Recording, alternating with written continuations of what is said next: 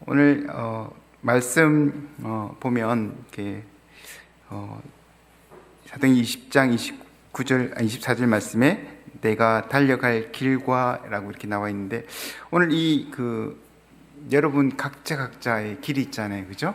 저도 하나님께서 이끄신 길이 있고, 오늘 사실 하나님께서 저를 선교사로 그리고 서역지에서 어떤 일을 하셨는가를 좀 나누려고 합니다. 그 전에 한 가지 질문을 좀 드릴게요. 존 바이프 목사님이라는 분이 계신데요. 제가 일부 예배 때 아시냐니까 잘 모르시더라고요. 그런 분이 계신데, 이분이 이 본문의 말씀을 이렇게 해석하시면서 이렇게 말씀을 하십니다.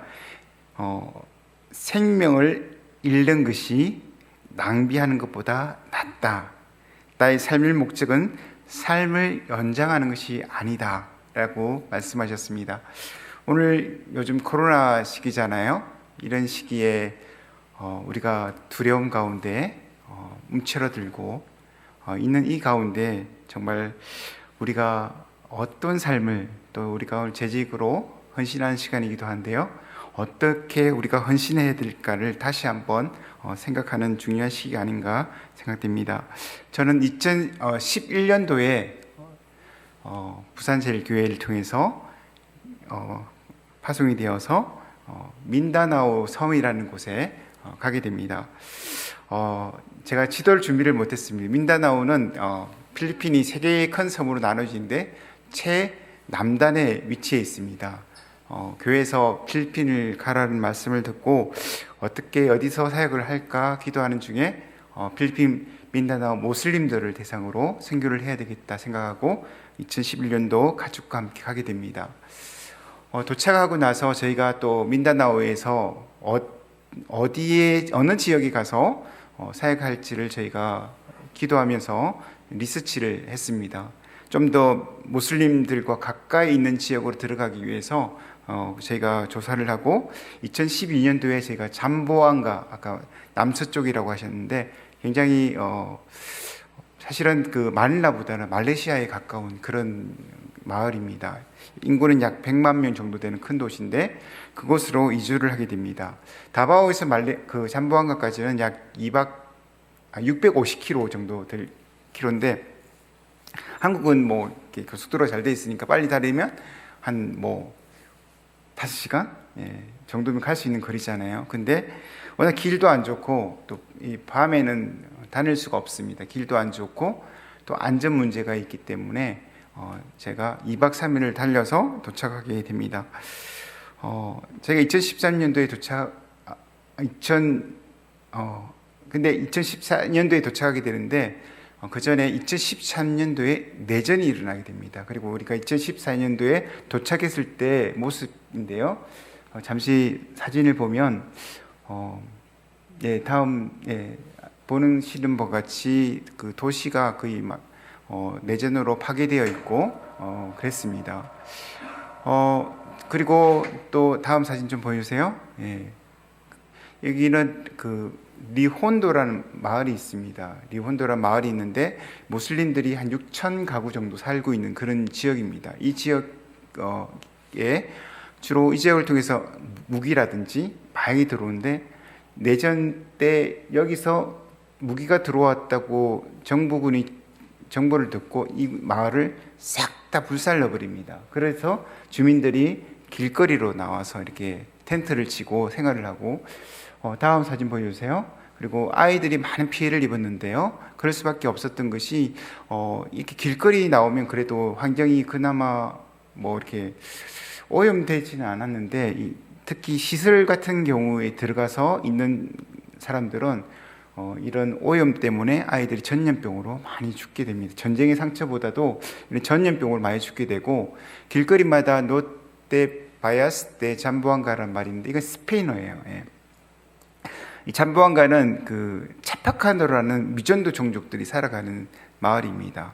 특이하게 필리핀이 따갈로그나 비사야나 이런 언어를 쓰는데, 이 동네만 유일하게 차파카노라는 말을 씁니다. 이 차파카노는 브로큰 스페인시라고 해서 70%가 스페인어로 되어 있습니다. 그래서 아침에 예를 들어서 식사를 하러 가면 그 레스토랑의 직원들이 부에나스 디아스 이렇게 인사를 해요. 예. 그처럼 이 스페인을 쓰는 곳인데 이 말은 잠보안가를 떠나지 마세요라는 그런 글귀입니다. 당시 많은 전쟁으로 인해서 내전이 일어나고 도로가 파괴되고 도시가 파괴되면서 주민들이 두려움에 쌓여서 떠나가게 되죠. 떠나가게 돼서 이런 문구들이 길거리마다 붙어 있었습니다. 뿐만 아니라 저희가 어린이집을 하기 위해서 어렵게 공간을 빌렸는데 저희 집주인이 저에 대해서 이렇게 저희 스태프들한테 물어보는 거예요. 저희 직업이 뭐냐 물어보면서 하는 말이 마약 밀매자가 아니냐, 제가 좀 그렇게 생겼나요? 청기 제작자가 아니냐 이런 식으로 물어보더라고요. 그래서 그 정도로 이 지역이 당시 굉장히 많이 어려움이 있었어요. 특히 외국인이 또 선교사가 가서 제가 여러분에게 복음을 전하기 위한 선교사입니다 이렇게 하면은 어떻게 될까요? 예.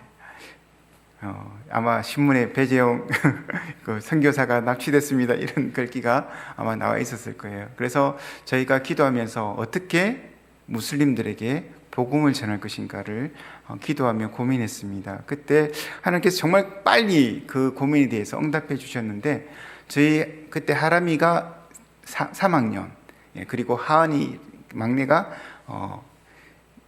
유치원을 다니고 있었어요. 그래서 아이들이 학교를 갔더니 한 1000명 되는 큰 학교예요. 큰 학교인데 그리고 그 학교를 구경하다가 도서관을 갔는데 도서관에 책이 없는 거예요. 상상이 되십니까? 그래서 다른 학교도 알아보니까 책이 없는 거예요. 근데 더 놀라웠던 거는 인구 100만 명 되는 도시에 서점이 없는 거예요. 저는 고향이 진해입니다. 인구가 13만밖에 안 되는데도 서점이 굉장히 많았거든요. 제가 어릴 때도 저희 동네에 책 파는 아저씨들이 와갖고 막 장난감 보여주면 장난감 사면은 책 준다. 우리는 책은 관심이 없고 그 장난감 사기 위해서 책을 부모님 졸라서 샀던 기억이 있는데 아마 그런 기억을 가지신 분들도 계실 거예요. 그만큼 우리나라는 책이 많았는데 여기 가니까 인구 100만 명 되는데 2014년도 5년도에 책방이 없는 거예요. 그래서 그때 우리 한국 땅에서는 그 작은 도서관 운동이 많이 있었잖아요. 그걸 착안해서 제가 도서관 운동을 해야 되겠다 생각하고 이름을 뭐로 지을까 하다가 제가 기독교적인 용어를 가지고는 무슬림 마을에 들어갈 수 없는 거예요. 그래서 기도하는 가운데 캥거루가 그 아기를 케어하잖아요. 그죠? 그것처럼 우리는 예수님이 우리를 돌보십니다라고 우리가 마음을 품고 말할 때는 엄마가 자녀들을 돌보는 것처럼 그런 이야기를 해서 무슬림들한테 접근을 하기 시작했습니다. 문제는 근데 뭐예요? 책방이 없으니까 뭐가 문제입니까?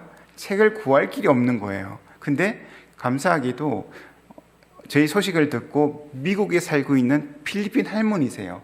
약 80세 되신 할머니신데 이분이 발레바야 박스라고 해서 큰 박스에 약 400권의 책을 매달 넣어서 정말 제가 봤을 때 이렇게 잘 쌀 수 있을까 싶을 만큼 그분이 책을 사서 저희한테 보내주셨어요.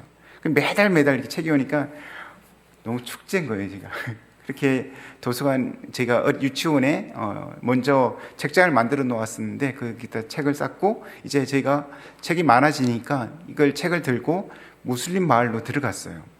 들어가서 그 지도자를 만나고 또 어린이집 선생님을 만나서 우리가 도서관을 지어주는 그런 곳에서 왔습니다. 우리가 여러분에게 도서관을 지어주겠습니다. 이렇게 해서 그곳에 도서관을 세워주고 계속해서 그분들을 만날 수 있는 그런 접촉점을 삼게 되었습니다. 그래서 제가 약 13개 정도의 그냥 조그만 공간에 그냥 책장 하나 넣어놓고 이렇게 하는 거였어요. 그 대신 그걸 통해서 우리가 무슬림들에게 접근을 할 수 있었던 거죠. 그런데 안타깝게도 2015년도 12월쯤 되었을 때 한국인 할아버지 한 분이 납치가 되십니다. 근데 그 납치했던 그룹이 야부샤얏이라는 곳입니다. 야부샤얏이라는 곳인데 이 야부샤얏은 여러분 잘 알고 있는 IS 아시죠? 이슬람 나라. 거기 하부 조직이에요. 그러다 보니까 정부에서는 이게 국제화 이슈화 되는 것들을 두려워해서 나라가 아닌 지역을 유일하게 여행 금지를 시킵니다. 그래서 저희가 그곳에 있을 수가 없어서 다시 다바오로 오게 되었습니다. 근데 저희에게는 그 사건이 너무 충격이었어요. 왜 하나님께서 어렵게 우리가 잠부한가에서 이제 사역자도 4명이 있었어요. 4명도 있고 센터도 있고 이제 사역이 진행되어 가는데 왜 갑자기 사역이 이렇게 못하게 되었을까? 그 의문을 가지고 계속해서 우리가 기도하기 시작했습니다. 그래서 다바오에 도착했는데 기독 공부에 광고가 났습니다. 광고가 났는데 정려 한양 선교회라는 선교단체에서 만약에 프로젝트를 제출하면 2,500만 원을 지원해 준다는 거예요. 그래서 친구가 그 소식을 저한테 알려줘서 제가 지원을 합니다. 근데 저는 이렇게 당첨되고 뽑기에서 뽑아진 적이 없었어요. 그리고 다 선교사님들 기도하시는 분들이잖아요, 그죠? 그래서 이게 되겠나 이런 사실은 그런 의문을 가지고 있었는데 그곳에 연락이 왔어요. 저희를 선정했는데 제가 그때 제 프로젝트를 뭐라고 했냐면 잠부한가 생각을 해서 잠부한가 그 정도 규모면 한 90개는 세우겠더라고요, 도서관을. 근데 거기서는 그렇게 말고 한 5개 정도 도서관을 세워주세요 이렇게 했어요. 그래서 한 곳당 500만 원씩 해서 5군데를 세우게 됩니다. 다음 사진 좀 보여주세요. 예. 그래서 여기는 그 산쪽 마을에 저희가 도서관을 세웁니다. 말리꽁꽁이라는 동네예요. 예. 저는 경상도에서 왔기 때문에 말리꽁꽁이 발음이 굉장히 쉽습니다. 이게 꽁꽁이란 말이 우리나라 말도 얼다는 말이잖아요, 그죠? 추울 때 쓰는 말이고 여기도 꽁꽁이란 말이 춥다는 말이래요, 이 현지어로. 그리고 여기는 마틱살룩 그 종족 그 목회자들을 대상으로 많은 종족들이 있는데 그 종족들 목회자를 모아서 저희가 훈련하기 위해서 위에는 기숙사로 쓰고 이렇게 허름하지만 또 책하고 책장하고 해서 만들게 됩니다. 그 다음 사진 보여주세요. 그리고 이거는 학교에 들어갔습니다. 제가 학교에 들어가서 교실 한 공간을 빌려서 우리가 도서관을 만들게 됐는데 한 면이 한 4개, 5개 정도 들어가요. 그러면은 이 사면이 다 책장으로 가득 차요. 그러면 한 15개에서 16개 정도 책장이 만들어지고 책은 한 3,000권 정도 들어갑니다. 굉장히 사실은 커요. 사실 3,000권이 그냥 이렇게 하는데 우리나라도 3,000권 있는 도서관이면 굉장히 크다고 이렇게 합니다.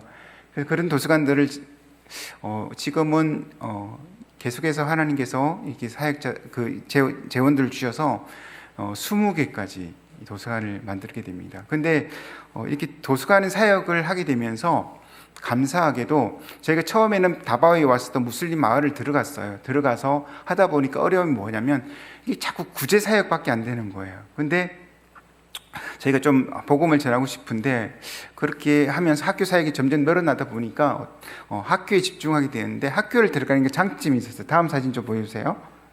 예, 저희가 학교에 들어가니까 무슬림 마을이 있어요. 무슬림 마을에도 초등학교가 있는 거예요, 그 안에. 그러니까 무슬림 사역자들이 그 옆에서 이렇게 하시는데 가서 복음도 못 전하게 하고 그런 것들이 있었는데 학교를 들어가니까 저희가 복음을 아이들에게 전할 수 있는 거예요. 처음에는 1대1로 하다가 또 스토리텔링으로 복음을 전하다가 나중에는 12주 과정으로 성경 공부를 저희가 진행을 했습니다. 그 선생님들에게 허락을 받고 저희가 12주 과정을 하게 되는데 여기 있는 아이들이 손을 이렇게 올리고 있는 장면이 있잖아요, 그죠? 아이들이 다 무슬림 아이들이에요. 저희가 12주 과정 성경 공부를 하고 염벽 기도를 하는 모습인데 아이들은 주로 기도하자 이러면 이렇게 올리고 기도를 하거든요. 그래서 그런 모습이고요. 그래서 저희가 도서관을 통해서 이렇게 학교에 들어가서 사실은 모슬림 마을 같은 안에 있는 학교 같은 경우는 이맘도 선생님으로 있고 또 선생님들도 모슬림들이 많아요. 그래서 저희가 사실은 복음을 전하는데 굉장히 어릴 때는 두려움을 가지고 가지만 또 우리가 복음을 전하기 왔기 때문에 포기할 수 없다고 하고 우리가 복음을 전하고 있습니다.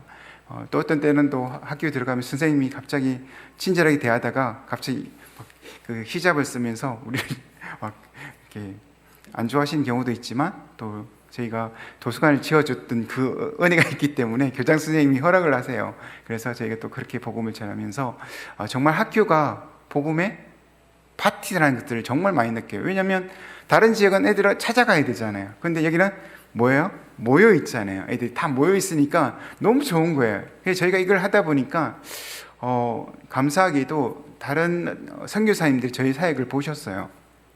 보시면서 저희 선교 공부하는 데 따라오기도 하고, 또 1년 단기 선교사로 오신 뭐 호주 선교사님들이라든지 이런 분들이 오시면서 사역을 보시고 나도 복음을 전하고 싶다. 그러면서 저희 사역을 오셔서 보시고 또 같이 교실에 들어가서 스토리텔링도 하시고 또 12주 과정 성경 공부도 하시고 이렇게 하면서 함께 하는 사역이 된 거예요. 그래서 제가 우리 원주 함께하는 교회 이름 너무 좋아합니다. 이렇게 함께 하다 보니까 정말 원주, 제가 잠봉에 있을 때는 혼자 있다 보니까 사실 굉장히 외로웠어요. 물론 현지 필리핀 사람들이 있었지만 또 한국 사람이 이 감성이 있지 않습니까? 그래서 함께 선교사님들과 같이 사역하다 보니까 나갈 때마다 너무너무 신나고 또 재미있고 그런 경험들을 하고 있습니다. 근데 안타깝게 뭐가 터졌습니까? 코로나가 터졌죠. 근데 하나님께서 또 코로나 기간 동안 일하시는 것을 저희는 경험했습니다. 코로나 기간 동안 사실 코로나 이전에 있었던 일인데 제가 계속적으로 기도했던 것이 기독교 콘텐츠 개발이었어요. 근데 기독교 콘텐츠 개발은 어떻게 하지? 그런 과정 가운데 있다가 제가 12주 과정 성경 공부를 했다고 했잖아요. 근데 12주 과정을 하는 게 유치원도 12주 과정 그 교재로, 똑같은 교재로, 고등학생도 그 교재로 이렇게 하다 보니까 유치원 아이들이 좀 어려움이 있어서 아이들에겐 좀 스토리텔링으로 성경을 가르치면 좋겠다라고 생각을 하고 기도하는 가운데 저희 코람데오에서 나오는 어린이 성경 동화책이 있더라고요. 76권으로 되어 있는데 너무 그림이 예쁘더라고요. 그래서 그 책을 선정해서 우리가 그 출판사에다 연락을 했어요. 우리가 이 책을 비사야로 번역하고 싶은데 번역을 끝나면 책으로 출판을 해줄 수 있습니까? 라고 요청을 했으니까 거기서 그렇게 해주겠다고 이렇게 약속을 해주셨어요. 그래서 저희가 그걸 번역하기 위해 책을 주문했는데 그 책이 오는 과정에 코로나가 터진 거예요. 그래서 학교 사역을 할 수 없으니까 우리에게 무엇이 많이 주어졌습니까? 시간이 많이 주어졌잖아요.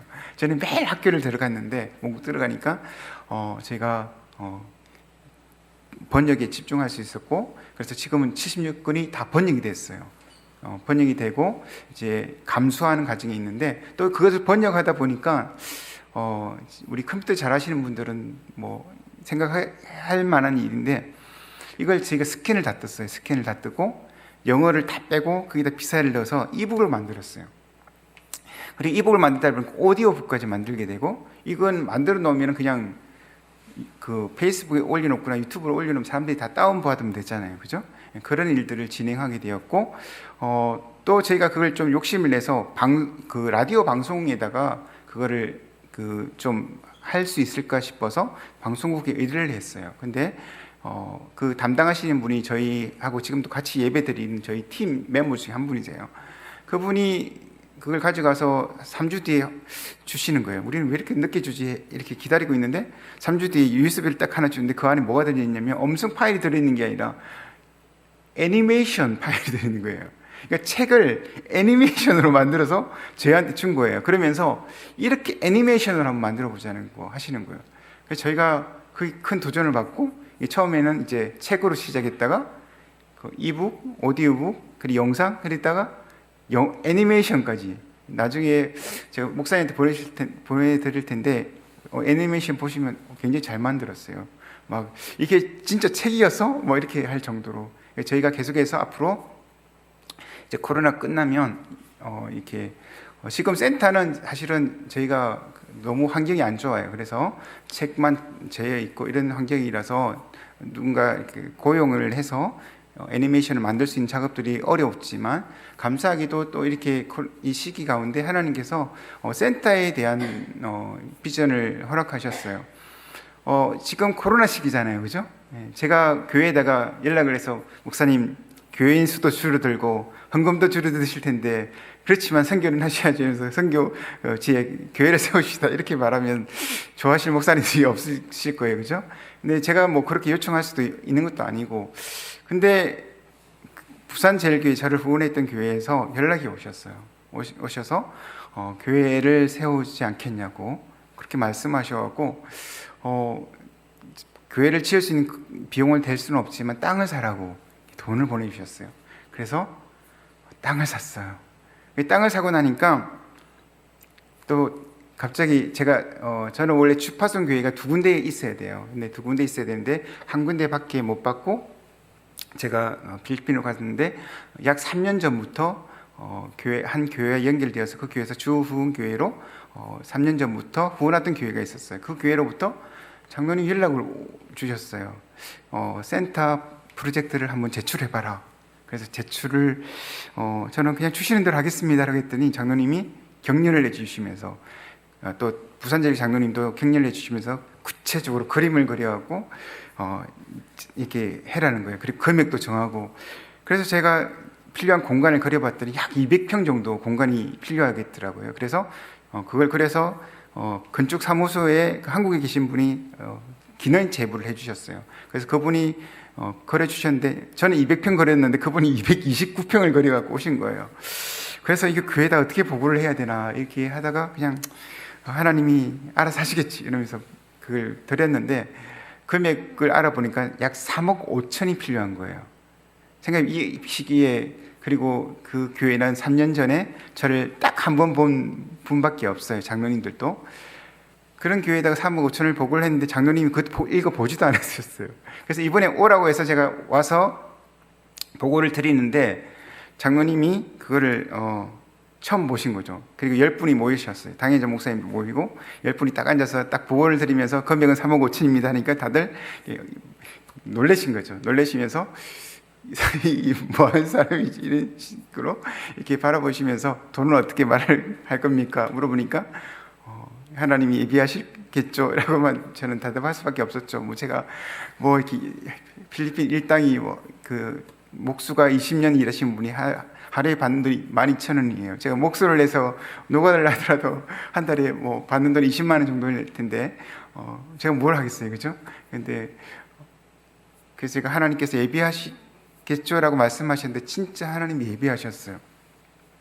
가니까 제가 갔을 때 장로님이 그 집사님 두 분이 오셔서 한 분은 그 교회 집사님이고 한 분은 다른 교회 집사님인데 5천만 원씩을 헌금을 하셨대요. 이 지정 헌금으로.